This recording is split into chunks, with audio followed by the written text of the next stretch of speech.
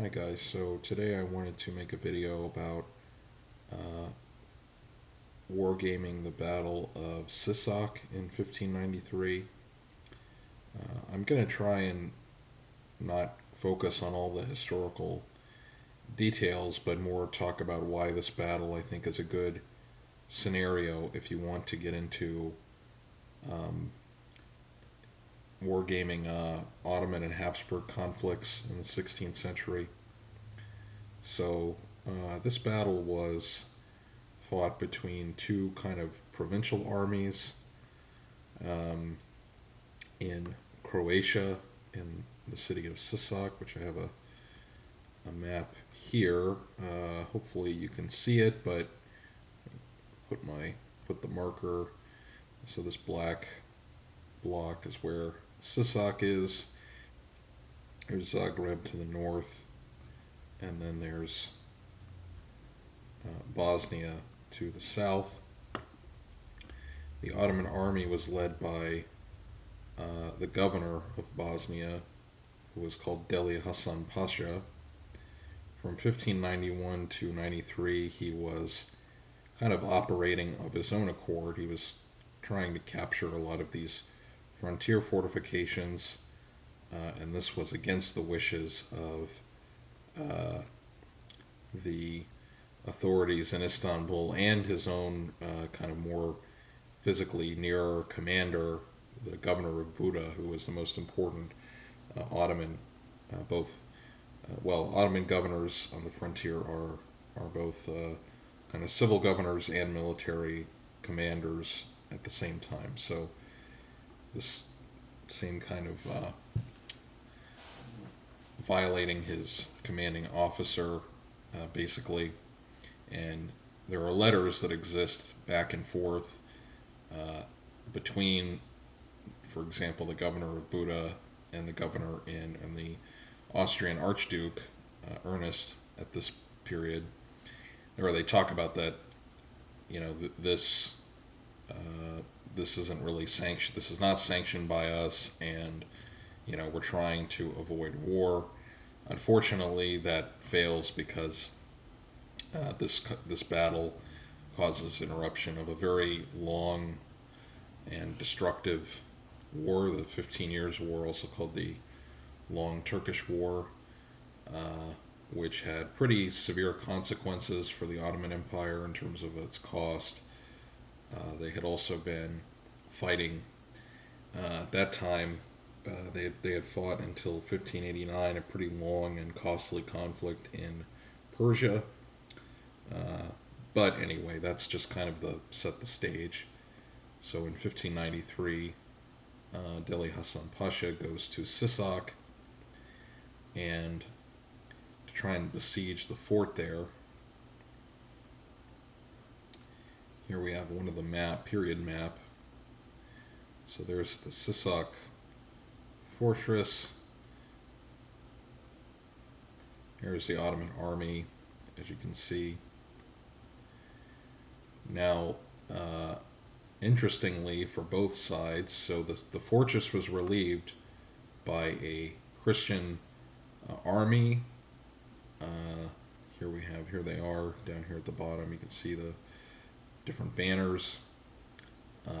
I don't have access to the European languages, so I don't know the composition exactly, although the Wikipedia page for this battle is pretty detailed. You can read it there. But it was a German, Transylvanian, and I believe a Croat commander that led their forces and defeated Hassan Pasha. Now, in one source written by a local chronicler named Jafar Iani, he does write about how in this part of Croatia it was difficult for the Ottomans to move their medium and heavy cannons, so they could only bring light cannons. And as you can see from this picture, at least, most of the army is depicted as being cavalry. Of course, that's to be expected. This again would have been mostly the Timar holders, the feudal cavalrymen.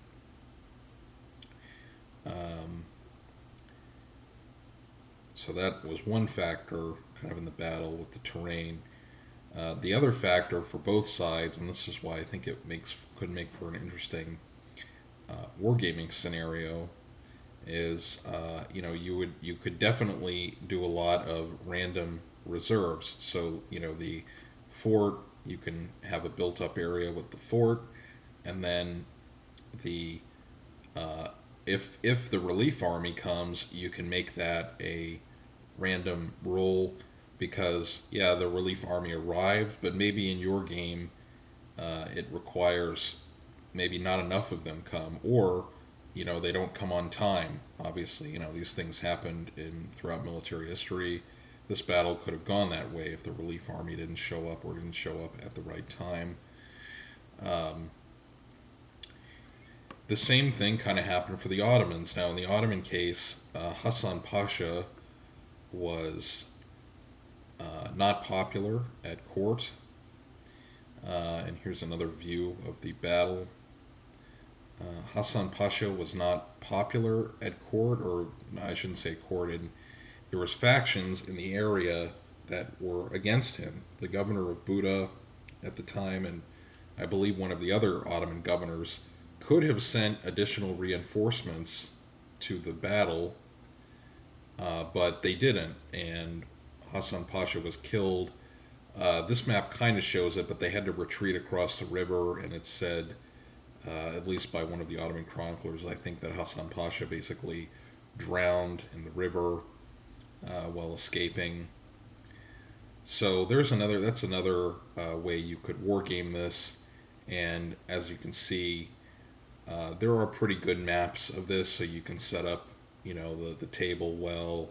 We've got the river, and there is the Sisak fortress with the moat. This one has pretty nice details, and then so this is a different view from the map I just showed, but here we have, I think these are the yeah, I think these are the, it's hard to tell, and I tried to read the German text here, but it's a little difficult for me.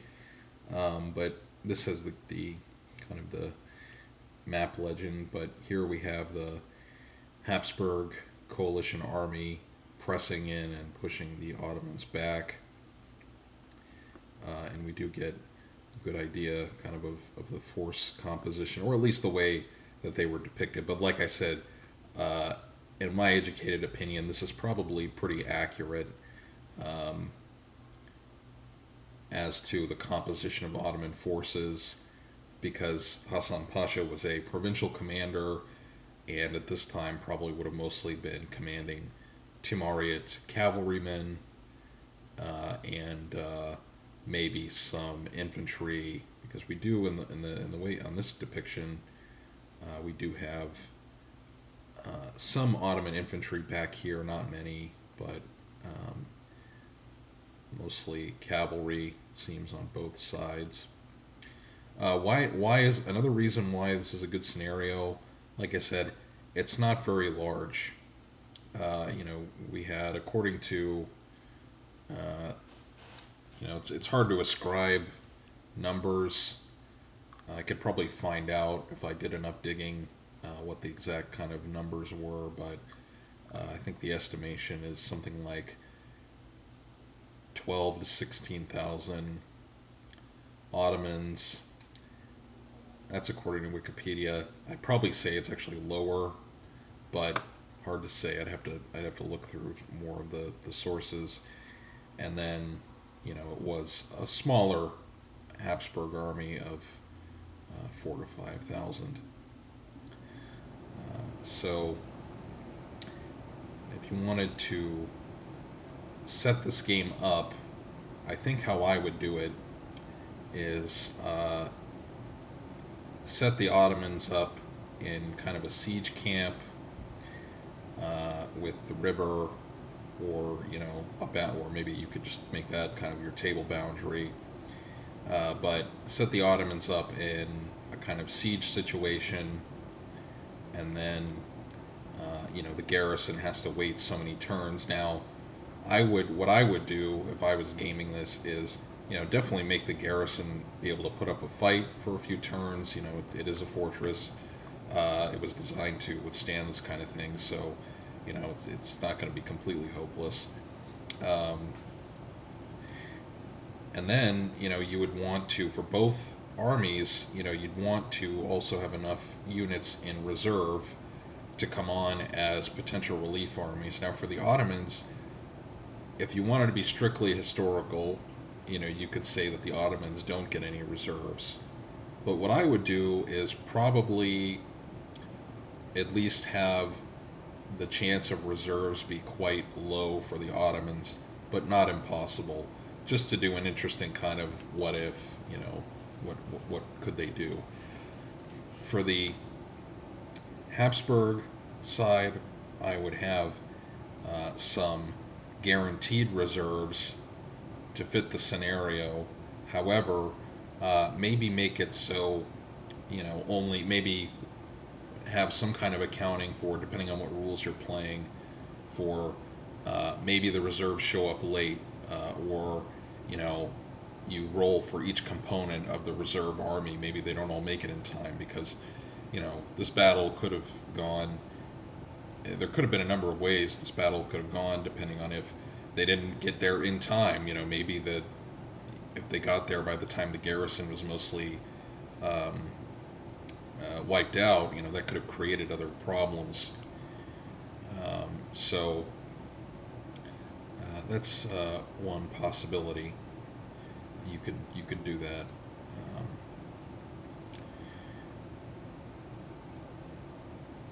Now the Habsburgs will have something of an advantage because the reserves will kind of arrive in the rear of the Ottomans. So the Ottoman player, with the benefit of hindsight, maybe would have more, would have more kind of units set up on the flank or something like that to account for this. But it would be, uh, that would be a factor, I guess. One thing I will note about the Ottoman army that I was reading one of the sources to prepare this video. The Ottomans, according to at least one chronicler, it was hard for them to get cannons in parts of Croatia just because of the terrain, like their medium and heavy guns. So they had to just use light cannon, which is interesting. So that might put some limitations on what the Ottomans could do. Um, but overall, I wanted to just present this because I think this is a good, interesting scenario. Not a lot of figures. It was a smaller battle by by the standards of this kind of theater, at least. In terms of miniatures, you'd want kind of late 16th century looking Europeans and so probably some Hungarians in their kind of attire. Oh. And then for the Ottomans, probably mostly cavalry to represent Timariets. So you'd want lancers and probably some just with like swords and bows, so a mix of those kind of cavalrymen.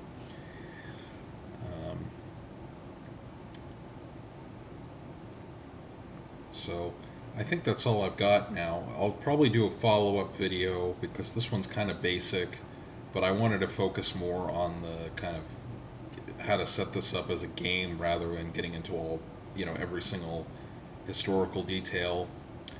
I don't have a order of battle exactly for the Ottomans as of yet. It's not impossible to do, but it just takes time. So, but like I said, if you are looking for kind of a battle, I think this is a good one because there's some siege elements, but it's not completely a siege. It's also like a field battle, and you run this and probably with many different types of rules. In the channel, I've been looking into Baroque, but you could do it with pike and shot if you wanted to, or some of the other Renaissance systems out there. Yeah. Okay.